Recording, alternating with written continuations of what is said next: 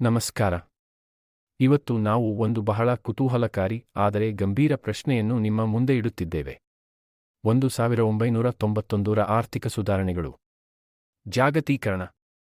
ಈ ನಿರ್ಧಾರವು ಭಾರತದ ಇತಿಹಾಸವನ್ನು ಬದಲಾಯಿಸಿತು. ನಮ್ಮ ಜೇಬಿನಲ್ಲಿರುವ ಫೋನ್ನಿಂದ ಹಿಡಿದು ನಾವು ಕೆಲಸ ಮಾಡುವ ಕಂಪನಿಯವರೆಗೆ ಎಲ್ಲದಕ್ಕೂ ಇದೇ ಕಾರಣ. ಆದರೆ ಒಂದು ಕ್ಷಣ ಕಲ್ಪಿಸಿಕೊಳ್ಳಿ, ಭಾರತ ಆ ನಿರ್ಧಾರವನ್ನು ತಿರಸ್ಕರಿಸಿದ್ದರೆ ಏನಾಗುತ್ತಿತ್ತು? ನಾವು ಇಂದಿಗೂ ಲೈಸೆನ್ಸ್ ರಾಜ ಯುಗದಲ್ಲೇ ಇರುತ್ತಿದ್ದೇವೆಯೇ? ರಿಲಯನ್ಸ್, ಇನ್ಫೋಸಿಸ್, ಟಾಟಾ ಕಂಪನಿಗಳು ಜಾಗತಿಕ ಮಟ್ಟದಲ್ಲಿ ಬೆಳೆಯುತ್ತಿರಲಿಲ್ಲವೇ? ನಮ್ಮ ಕೈಯಲ್ಲಿ ಈ ಆಧುನಿಕ ಸ್ಮಾರ್ಟ್ಫೋನ್ಗಳು ಇರುತ್ತಿರಲಿಲ್ಲವೇ? ಕೋಟ್ಯಂತರ ಉದ್ಯೋಗಗಳು ಸೃಷ್ಟಿಯಾಗುತ್ತಿರಲಿಲ್ಲವೇ? ಕೇವಲ 30 ವರ್ಷಗಳ ಹಿಂದೆ ಭಾರತ ತೆಗೆದುಕೊಂಡ ಒಂದು ನಿರ್ಧಾರವನ್ನು ಇಲ್ಲ ಎಂದು ಹೇಳಿದ್ದರೆ ಇಂದಿನ ನಮ್ಮ ಭವಿಷ್ಯ, ಜೀವನ ಮತ್ತು ಆರ್ಥಿಕತೆ ಹೇಗಿರುತ್ತಿತ್ತು? ಬನ್ನಿ, ಇವತ್ತಿನ ವಿಡಿಯೋದಲ್ಲಿ ಆ ಮಹತ್ವದ ಪ್ರಶ್ನೆಯ ಆಳಕ್ಕೆ ಇಳಿದು ಅದರ ಉತ್ತರ ಹುಡುಕೋಣ. ಈ ರೋಚಕ ಚರ್ಚೆಯನ್ನು ಕಳೆದುಕೊಳ್ಳಬೇಡಿ. ಚಂದಾದಾರರಾಗಲು ಮತ್ತು ಲೈಕ್ ಮಾಡಲು ಮರೆಯಬೇಡಿ.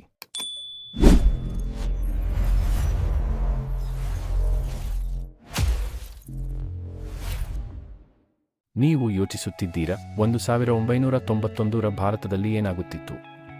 ಆರ್ಥಿಕ ಬಿಕ್ಕಟ್ಟಿನ ಸಮಯದಲ್ಲಿ ದೇಶವು ಕೇವಲ 3 ವಾರಗಳ ಆಮದುಗಳಿಗೆ ಸಾಕಾಗುವಷ್ಟು ವಿದೇಶಿ ವಿನಿಮಯ ಮೀಸಲು ಹೊಂದಿತ್ತು. ಭಾರೀ ಸಾಲ ಮತ್ತು ತೈಲ ಬೆಲೆ ಏರಿಕೆ ಇದು ದೇಶವನ್ನು ಕಾಡುತ್ತಿತ್ತು. ಭಾರತವು IMFಗೆ ಸಾಲ ಪಡೆಯಲು ಲಂಡನ್ನಲ್ಲಿ ಚಿನ್ನವನ್ನು ಅಡವಿಯಿಟ್ಟಿತು. ಇದು ಕಟು ಸತ್ಯ. ನಾವು ಸುಧಾರಣೆಯ ಬದಲಿಗೆ ಹಳೆಯ ವ್ಯವಸ್ಥೆಯೇ ಇರಲಿ ಎಂದು ನಿರ್ಧರಿಸಿದರೆ ಏನಾಗುತ್ತಿತ್ತು? ಲೈಸೆನ್ಸ್ ರಾಜ್ ಮುಂದುವರಿಯುತ್ತಿತ್ತು. ಹೊಸ ಉದ್ಯಮ ಸ್ಥಾಪಿಸಲು ಅನೇಕ ಅನುಮತಿಗಳು ಬೇಕಾಗುತ್ತಿತ್ತು. ಸ್ಪರ್ಧೆಯ ಕೊರತೆಯಿಂದ ಕಡಿಮೆ ಗುಣಮಟ್ಟದ ಉತ್ಪನ್ನಗಳು ಮಾತ್ರ ಲಭ್ಯವಾಗುತ್ತವೆ. ಜಾಗತೀಕರಣವನ್ನು ತಿರಸ್ಕರಿಸಿದರೆ ಭಾರತವು ಜಾಗತಿಕ ತಂತ್ರಜ್ಞಾನದಿಂದ ಪ್ರತ್ಯೇಕವಾಗುತ್ತಿತ್ತು. IT ಕ್ಷೇತ್ರದಲ್ಲಿ ಇನ್ಫೋಸಿಸ್ ಮತ್ತು TCS ಮುಂತಾದ ಕಂಪನಿಗಳು ಬೆಳೆಯಲು ಸಾಧ್ಯವಾಗುತ್ತಿರಲಿಲ್ಲ. ಹೂಡಿಕೆ ಕೊರತೆಯಿಂದ ಮೂಲಸೌಕರ್ಯ ಅಭಿವೃದ್ಧಿ ಕುಂಠಿತವಾಗುತ್ತಿತ್ತು. ಜಾಗತೀಕರಣವನ್ನು ಒಪ್ಪಿದರೆ $600 ಬಿಲಿಯನ್ ವಿದೇಶಿ ವಿನಿಮಯ ಇರಬಹುದು. ಆದರೆ ತಿರಸ್ಕಾರ ಮಾಡಿದರೆ ಮತ್ತೆ ಗಂಭೀರ ಬಿಕ್ಕಟ್ಟುಗಳು ಎದುರಾಗುತ್ತವೆ.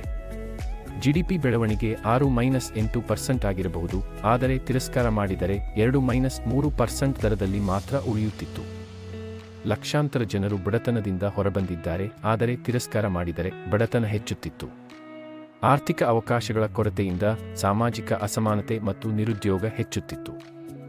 ಭಾರತೀಯ ಪ್ರತಿಭೆಗಳು ಉತ್ತಮ ಅವಕಾಶಗಳಿಗಾಗಿ ವಲಸೆ ಹೋಗುತ್ತಿದ್ದರು.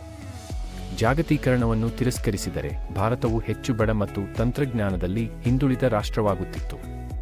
ಆದರೆ ಜಾಗತೀಕರಣದಿಂದ ಆದ ಸವಾಲುಗಳ ಬಗ್ಗೆ ಗಮನಹರಿಸುವುದು ಮುಖ್ಯ. ಒಟ್ಟಾರೆ ಲಾಭವೇ ಹೆಚ್ಚು.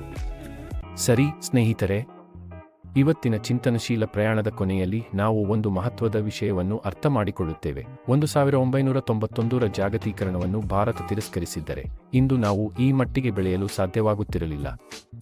ನಾವು ಇನ್ನೂ ಹಳೆಯ ಆರ್ಥಿಕತೆಯ ಸಂಕೋಲೆಗಳಲ್ಲಿ ಸಿಲುಕಿಕೊಂಡಿರುತ್ತೆವು. ಆದರೆ ಆ ನಿರ್ಧಾರವೇ ನಮ್ಮನ್ನು ಜಾಗತಿಕ ಶಕ್ತಿಯಾಗಿ ಹೊರಹೊಮ್ಮಿಸಲು ಕಾರಣವಾಗಿದೆ. ನಾವು ಹಿಂದಿನ ತಪ್ಪುಗಳಿಂದ ಪಾಠ ಕಲಿತಿದ್ದೇವೆ ಮತ್ತು ಭವಿಷ್ಯದತ್ತ ಧೈರ್ಯದಿಂದ ಹೆಜ್ಜೆ ಹಾಕುತ್ತಿದ್ದೇವೆ. ಈಗ ನಿಮ್ಮ ಸರದಿ. 1991ರ ಸುಧಾರಣೆಗಳು ನಿಮ್ಮ ಜೀವನವನ್ನು ಹೇಗೆ ಪ್ರಭಾವಿತ ಮಾಡಿವೆ? ನೀವು ಚಿಕ್ಕವರಾಗಿದ್ದಾಗ ಮತ್ತು ಈಗ ನೋಡುವ ಬದಲಾವಣೆ ಏನು? ನೀವು ಬೇರೆ ಏನಾದರೂ ಪರಿಣಾಮವನ್ನು ಊಹಿಸುತ್ತೀರಾ? ಉದಾಹರಣೆಗೆ, ಜಾಗತೀಕರಣದಿಂದಾಗಿ ನಮ್ಮ ದೇಶೀಯ ಕಲೆ ಮತ್ತು ಸಂಸ್ಕೃತಿಗೆ ಧಕ್ಕೆಯಾಗಿದೆ ಎಂದು ನೀವು ಭಾವಿಸುತ್ತೀರಾ? ನಿಮ್ಮ ಅಭಿಪ್ರಾಯಗಳನ್ನು ಮತ್ತು ಅನಿಸಿಕೆಗಳನ್ನು ಕೆಳಗಿನ ಕಾಮೆಂಟ್ ವಿಭಾಗದಲ್ಲಿ ಬರೆದು ತಿಳಿಸಿ. ನಿಮ್ಮ ಆಲೋಚನೆಗಳನ್ನು ತಿಳಿದುಕೊಳ್ಳಲು ನಮಗೆ ಬಹಳ ಕುತೂಹಲವಿದೆ. ಈ ಚರ್ಚೆ ನಿಮಗೆ ಇಷ್ಟವಾಗಿದ್ದರೆ ದಯವಿಟ್ಟು ವಿಡಿಯೋಗೆ ಲೈಕ್ ಕೊಡಿ, ನಿಮ್ಮ ಸ್ನೇಹಿತರೊಂದಿಗೆ ಶೇರ್ ಮಾಡಿ. ಮುಂಬರುವ ಇಂತಹ ವಿಶ್ಲೇಷಣೆಗಳನ್ನು ಕಳೆದುಕೊಳ್ಳದಿರಲು ನಮ್ಮ ಚಾನೆಲ್ಗೆ ಸಬ್ಸ್ಕ್ರೈಬ್ ಆಗಿ. ಮರುವಾರ ಮತ್ತೊಂದು ಕುತೂಹಲಕಾರಿ ವಿಷಯದೊಂದಿಗೆ ನಿಮ್ಮನ್ನು ಭೇಟಿಯಾಗುತ್ತೇನೆ. ಧನ್ಯವಾದಗಳು ಮತ್ತು ನಮಸ್ಕಾರ.